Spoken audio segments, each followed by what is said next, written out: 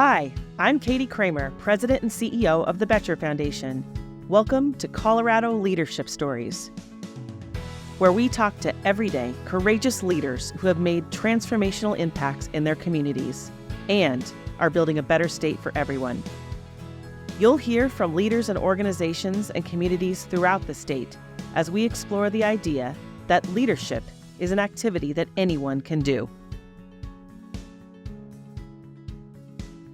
Today, I'm honored to welcome David Miller, Boettcher Trustee and the Treasurer of our board.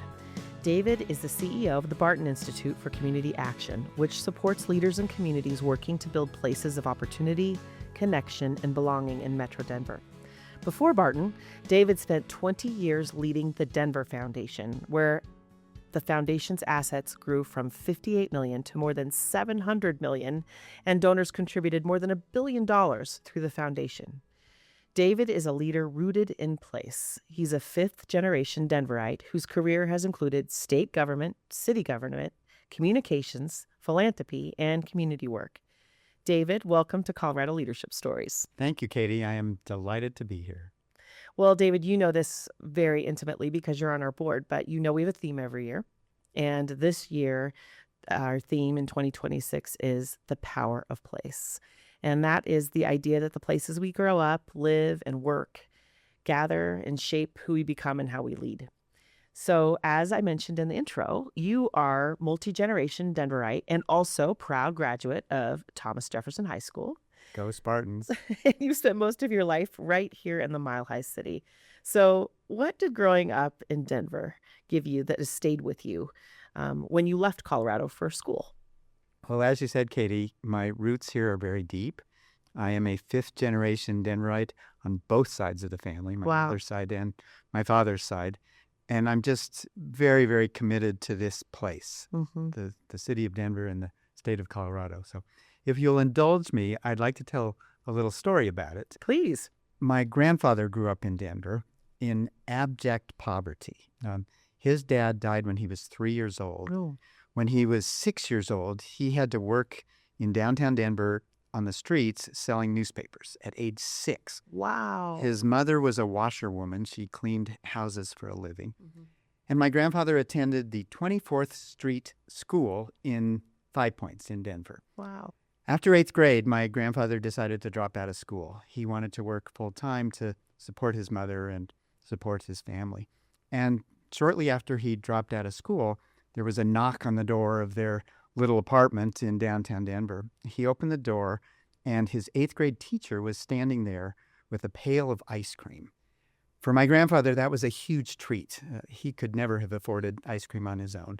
The teacher came in, gave him the ice cream, and sat down and talked to him about the importance of staying in school. In fact, she had talked to the principal at East High School and arranged for my grandfather to take all of his classes in the morning so he could work all afternoon and continue to support his family. So my grandfather went to high school and graduated. He then went to college and graduated. Wow. He then went to law school and graduated, and he became a judge in Denver. And my grandfather is convinced that that 8th grade teacher literally saved his life. He was all set to drop out after 8th grade, but instead, his teacher convinced him to go on and have a very successful life. My favorite part of this story is that the name of his 8th grade teacher was Emily Griffith. No way. Oh my goodness. This builds, it gets better and better. Oh my goodness. So just as you reacted, many people react the same way when I tell that story. Not everybody among your listeners is going to know who Emily Griffith was, but after she was his 8th grade teacher, just a couple of years after, she founded what was for many years called the Emily Griffith Opportunity School. Right. It was started in 1916. 110 years ago, and on the top of the school it says, "For all those who wish to learn." And I just love that. The Emily Griffith Opportunity School really was mostly for adults and mostly for immigrants who were newcomers to Denver and newcomers to Colorado. And over the decades, hundreds of thousands of people have learned English there and learned trade skills there and advance their lives, improves their lives. So my takeaway from that is, one person, Emily Griffith, who I'm told was like 4'9", very, very tiny, can make a huge difference in our community. And it also talks about the importance of community and the importance of welcoming newcomers to our community. So it's one of the favorite stories from my childhood that my grandfather told me many times, and needless to say, I've always remembered it. Oh, I'm so glad you shared that story. And wow, we love the Emily Griffith Opportunity School. It's a grantee, of course, of the Boettcher Foundation as well. And um, It's now called awesome, the Emily Griffith Technical College, right? but the mission is still the same. Oh, fantastic. Wow, David, thanks for sharing that. I'm thinking about other values in the community of the Denver, your community of origin, in not your family, but those that you grew up around. Were there things that shaped you about just besides just the place of Denver, but some of the things of the people that you were surrounded by? Well, community is the word that comes to mind the most. Yeah. Denver, when I grew up, was a small community, and now it's a large metropolis, but the sense of community still continues on, I think, and it's a key part of what makes this such a special place. Right. Oh, I completely agree. Well, David, I want to hear about your journey as a leader. And I know part of this story and the fact that you've done all these different things, but take us from Thomas Jefferson High School and maybe a little bit more about your education post high school and into some of those first jobs that you have, up until working in some state government. So fill in those blanks for us. Sure. Well, I started working in 7th grade, Uh-huh. and then I went to Harvard College and Harvard Law School. Those were the only 7 years of my life that I have lived outside of Colorado. I'm glad I did that, but I was very ready to come home after finishing my formal education. And my first job was with then Governor Dick Lamb, the governor of Colorado. I ended up spending 10 years in state and local government, and I had two extraordinary mentors. The first one was Dick Lamb. And one of the things that was most amazing about Dick Lamb was his willingness to give young people opportunities.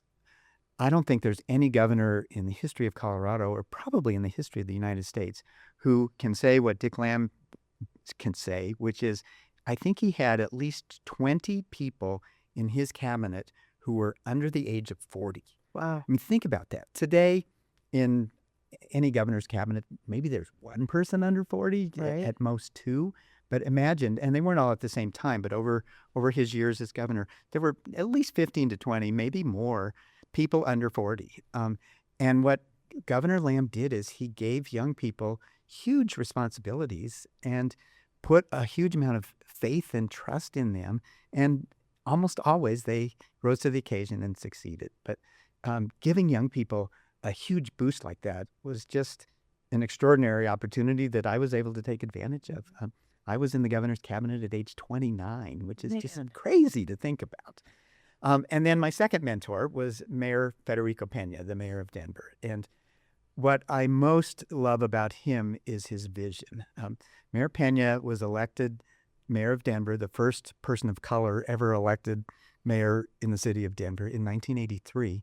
And his campaign slogan was, "Imagine a great city." He had this extraordinary vision. Denver at the time was in a terrible recession, and Mayor Pena felt it was really important when times were bad to invest in our city.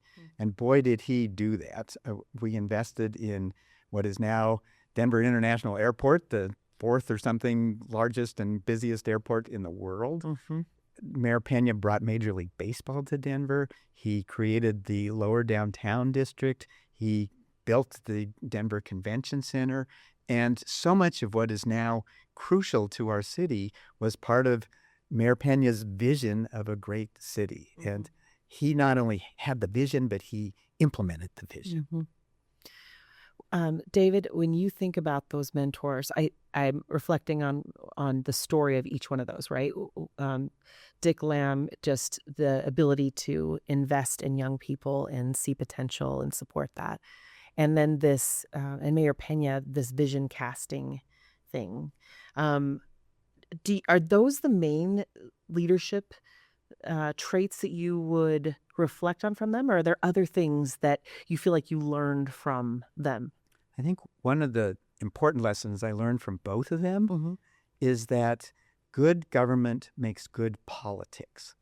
And what I mean by that is both of them always, when faced with a tough decision, didn't worry about whether it was going to be popular or well accepted. They thought, what is the right thing to do?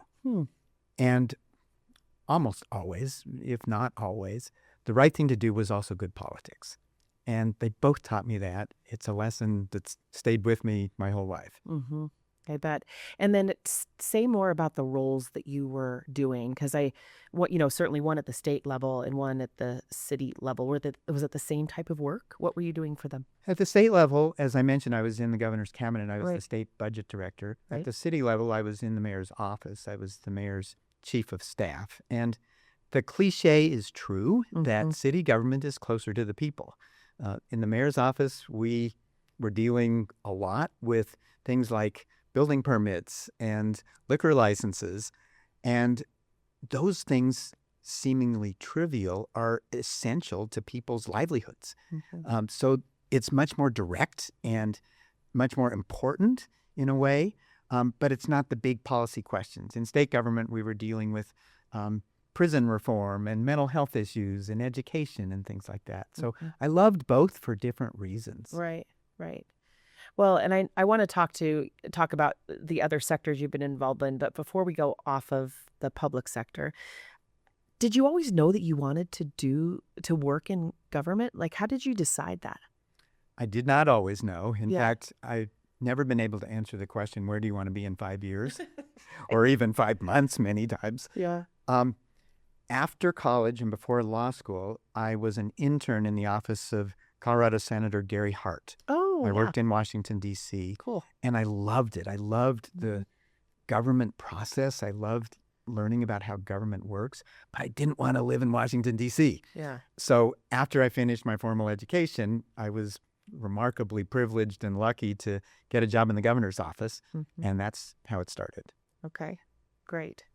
Well, then take us more on your leadership journey from your work in the public sector to the nonprofit sector. So how did that happen?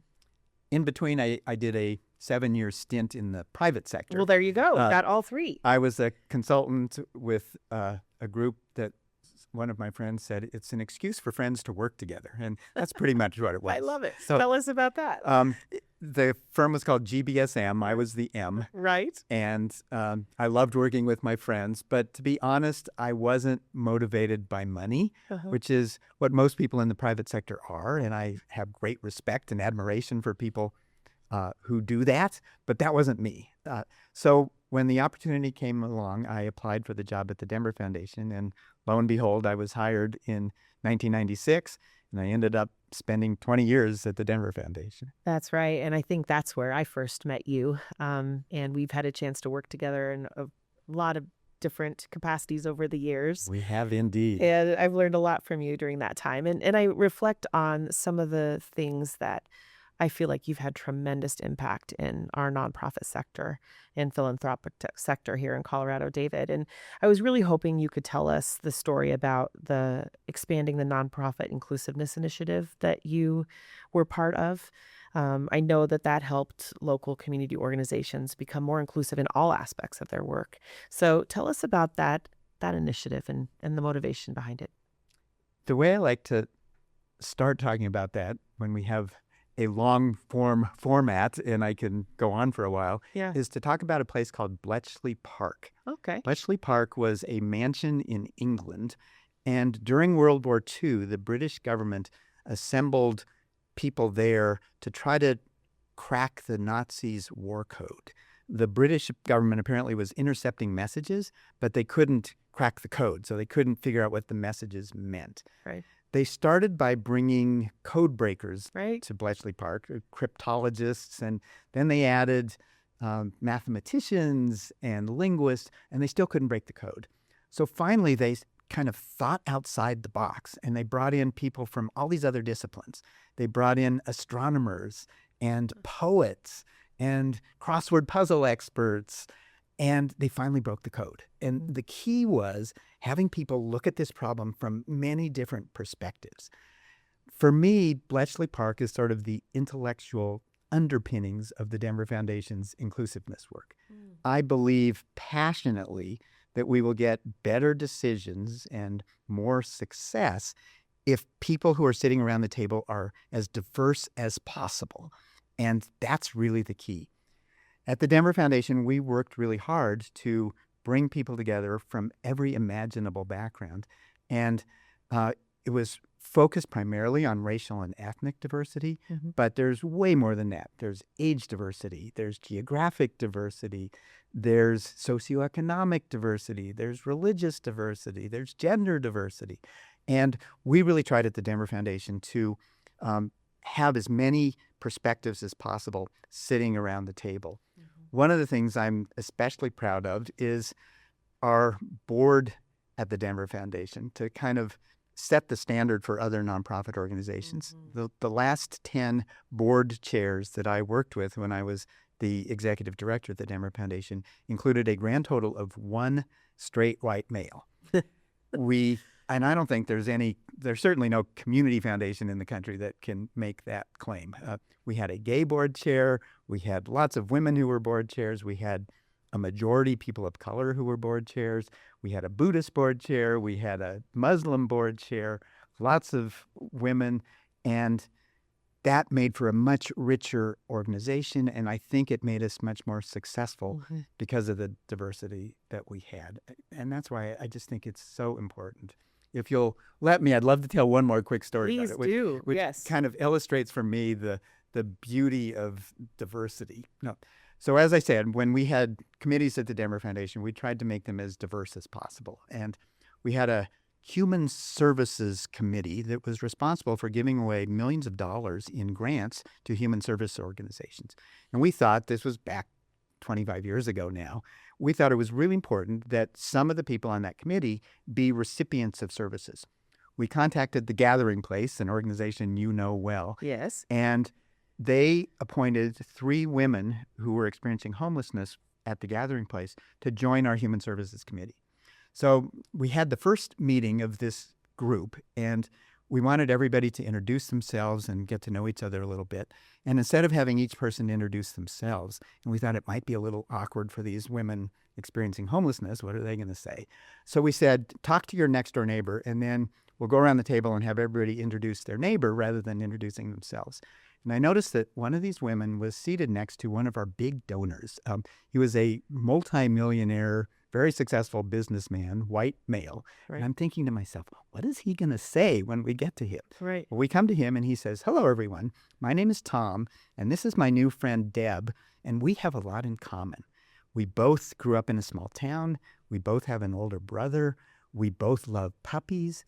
And he went on to describe 3 or 4 other things that they had in common. And it literally brought tears to my eyes. It is mine right now. My goodness. When I'm thinking they are on opposite extremes of the socioeconomic spectrum, a multimillionaire and a woman experiencing homelessness, but they have a shared humanity. And I will never forget that story.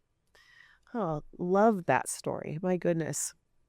David, you made such an incredible impact at the Denver Foundation. And I remember us talking over the years, because Boettcher's coming up on our 90th anniversary, but the Denver Foundation is older than the Boettcher Foundation. And is it the oldest community foundation in the state? Is that true? Yes. And it can be argued that it's the oldest foundation of any kind in the state of Colorado.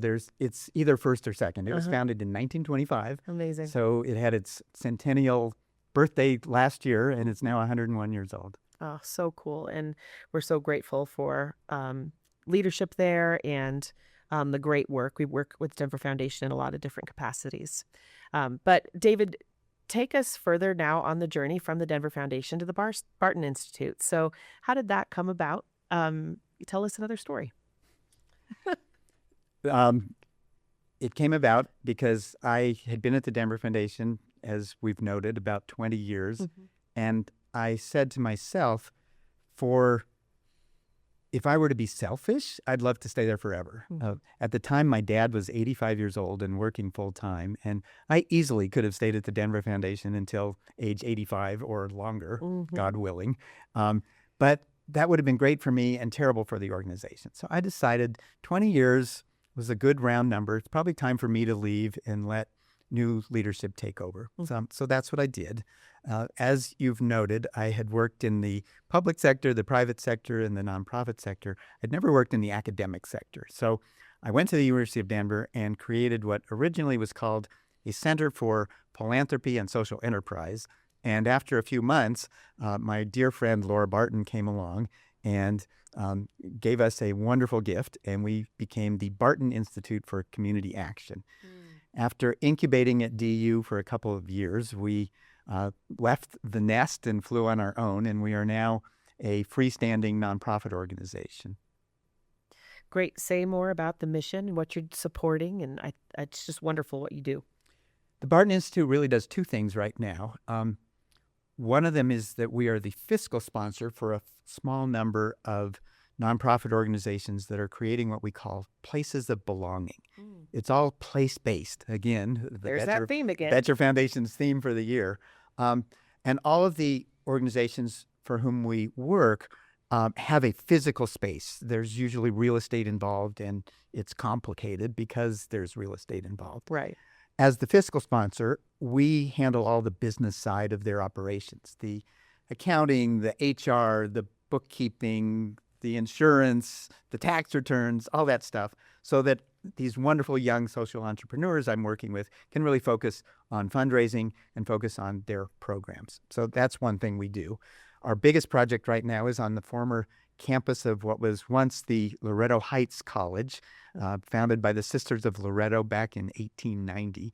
The Loretto Heights community is being totally transformed, and we're working with a wonderful nonprofit organization called Commune that is leading that transformation, I would say. The second thing we do is we run a program called the Pathways Program, which is a mentorship program for mid-career nonprofit leaders. Well, and to that point, I wanted to talk about that because a lot of our work at the Boettcher Foundation is about developing leaders and thinking about the leadership ecosystem in the state of Colorado. And through your work in the Pathways program, and you see a lot of leaders at different stages and in different types of organizations. So when you think about those that are maybe the most successful in whatever context they're in, what are some of those qualities that stand out? Well, let me first tell you a little bit more about the program, and then I'll try to answer your question. Sure, sounds great. We're in the second year of the program. We spent an entire year just thinking about where was there a need, just as you did with your leadership program. We had many, many focus groups and other public meetings. We listened to several hundred people before deciding, well, here's a niche that we could fill and nobody else seems to be doing right now. And that niche was one-on-one mentorships with mid-career leaders. So the first year we picked 10 leaders. This year we've selected a dozen leaders. They are all from what we call historically marginalized communities. So almost all of them are BIPOC or from communities with disabilities or LGBTQ+. And then the leaders get to pick mentors. This year we had 29 mentors apply, and we could only provide leaders for 12 of them. So the leaders looked at all these mentors and they selected their mentors. They meet at least once a month, but many of them are meeting once a week, one-on-one. Wow. And then every few months we bring them together as a cohort. So that's how the program works. And it's been really important during these times, I think, to have a program like this because let's be honest, times are really tough right now in the nonprofit sector. Right. Money from the federal government has, for the most part, dried up. The state government just had to fill a $1.5 billion funding gap. The city government in Denver has had to lay off dozens and dozens of people. So government funding, which for a long time was the main source of funding for many nonprofits, has slowed to a trickle. It hasn't completely dried up, but it's really tough right now. And I'll just, as an aside, when I was at the Denver Foundation, I often had to point out that philanthropy can't make up for what government does. That's right. I did the math one time, and if you took all the money that every foundation in Colorado gives to their grant recipients, it would fund state government for 6 days. So it's philanthropy can't make up the difference. Right. And that's a long way of saying things are really tough right now for nonprofits. Now, to get to your question, what I really see in these people today, in these leaders that we're working with, is grit in the face of tough times, resilience in the face of tough times, and risk-taking. They're willing and able to do things that are really difficult that may or may not succeed. And a lot of nonprofits are having to go out of business because they tried something and it just didn't work. I am confident that it's cyclical and that before too long we'll come out of this trough. But right now, times are really tough. So being resilient and just hanging in there and having good mentors too helps people get through. Yeah. And just also having a cohort that can For sure. share this together. So and the mentors are suffering as much as the leaders are. Right. But having each other to talk to and to have each other's back and to help each other is really critical in these times, I think. Absolutely. David, when you think back on your career in all three sectors, what are some of those attributes that you feel like that you have as a leader that have made you so successful in all these different contexts? Well, number one, I would say listening. I'm often asked, what's the most important trait that anybody should have? And that's my answer. We have 2 ears and we have 1 mouth, and we should use them in that proportion. We should listen twice as much as we talk. And I have to say, I'm not doing that right now during this podcast. Well, it is an interview, so it's all right. But it's really, really important to listen before you talk. And if I had to pick one trait that I try to cultivate, that's it. Well, I think that is definitely how you show up for us in the boardroom and just for our staff, for the people we serve. And you're a great example in that way. Well, and that we have our Boettcher Scholars, of course, David, and they are looking to our board and team so much to get advice as they go on their leadership pathways. And so I wonder what advice you would give to these young leaders that you have a chance to interview every year and see their impact about how to be good leaders beyond listening, certainly. But are there some things that you would say? Well, first of all, I want to say one of the highlights of my year, every single year, is getting to interview finalists for the Boettcher Scholarships. Yeah. I look forward to it in early March, and I always come away unbelievably inspired and optimistic. Completely. If you ever are losing hope about our future, just talk to young people. Right. And they will rekindle your hope, I think. So I guess one thing I would say to young people in general and Boettcher scholars in specific is give serious thought to public service or social service, either in the government sector, in the public sector, or in the nonprofit sector. And do it right away. Make that your first job. I had the honor of meeting a couple months ago a woman named Wendy Kopp, who founded Teach for America. Right. And Wendy has done some really interesting research to find that people who are public servants in government, or what I would call social servants in the nonprofit sector, almost always started their first job in that sector or in one of those 2 sectors. And of course, there are many exceptions to that. Lots of people go out and make a lot of money and then do wonderful, wonderful work, either philanthropically or otherwise. But the vast majority are like you and me, who started, in my case, in government, and in your case, in the nonprofit world. So I would urge young people to think about starting there if they're thinking about what they want to do with their lives and what they want to do with their careers. The second thing I would say is it's really important to volunteer. No matter what sector you're working in, spend some time volunteering and developing new skills, but also nurturing passions that you might have. Great advice. Yes. And David, with all the exposure to the people that you've worked for, you've worked with, that have reported to you. You know that at Boettcher we believe that leadership is an activity that anyone can do. It's not a title or necessarily a role, although that could be true too. But everybody has the opportunity and can exercise leadership.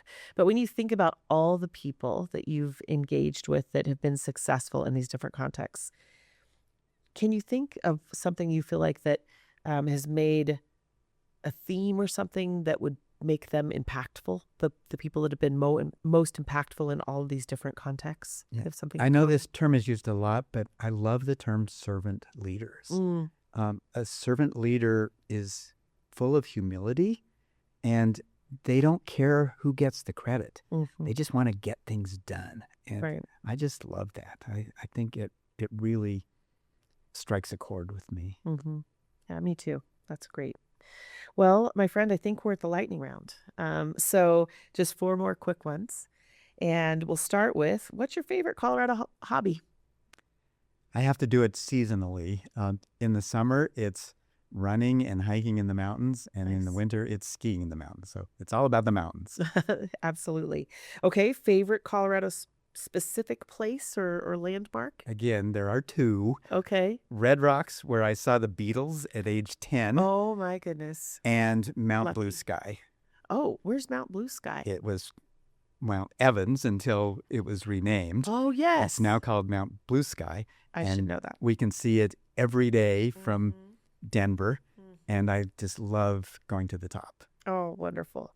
Okay, what about the action hero you most identify with? Well, I'm going to cheat a little bit on that one. Okay. Just as you say, anybody can be a leader, which I passionately believe, I also think anybody can be a superhero.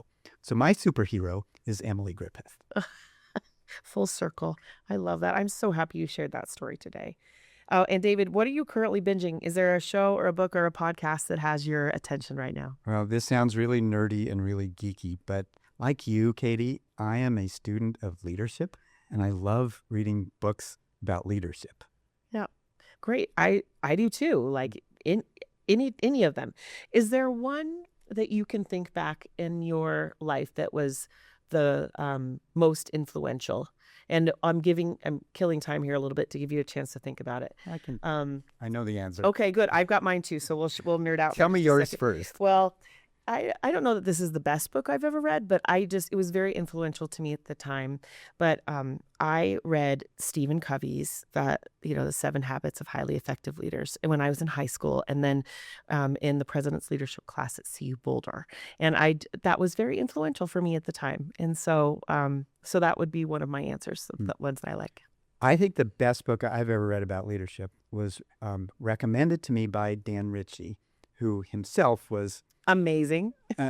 probably one of the best leaders I ever knew. Mm-hmm. The book is called Heroic Leadership, Okay. and it was written by a guy named Chris Lowney. I read it probably 20 years ago or more, and Chris Lowney started out as a Jesuit seminarian. He was the Jesuit equivalent of a monk, basically. And then he left there and went to Wall Street and was a very successful Wall Street banker. And then he wrote this book talking about how the lessons of the Jesuits apply to people today, including and especially people on Wall Street. And it's a great book about how the Jesuits 450 years ago knew how to be good leaders, and their lessons apply to us today. That's great. Well, I'll add that one to One the of list. my favorite qualities of a leader that he talked about was love. Oh. And, if you read most business books about leaders, they never use the word love. But the Jesuits are full of love. And he said that's an essential ingredient in being a good leader. And I love that. I love that too.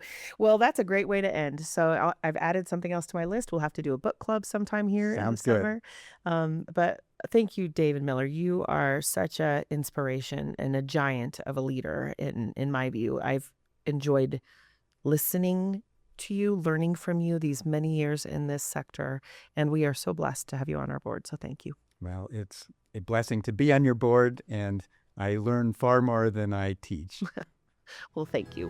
Thank you for joining Colorado Leadership Stories, where we hope to inspire the next generation of Colorado community builders, doers, and difference makers. Colorado Leadership Stories is presented by the Boettcher Foundation. The Boettcher Foundation supports Colorado by empowering leaders and communities with tools to tackle challenges and pursue opportunities, building a better state for everyone. With an 85-plus-year legacy of giving back, we're committed to amplifying our impact for future generations. That's the spirit of Boettcher.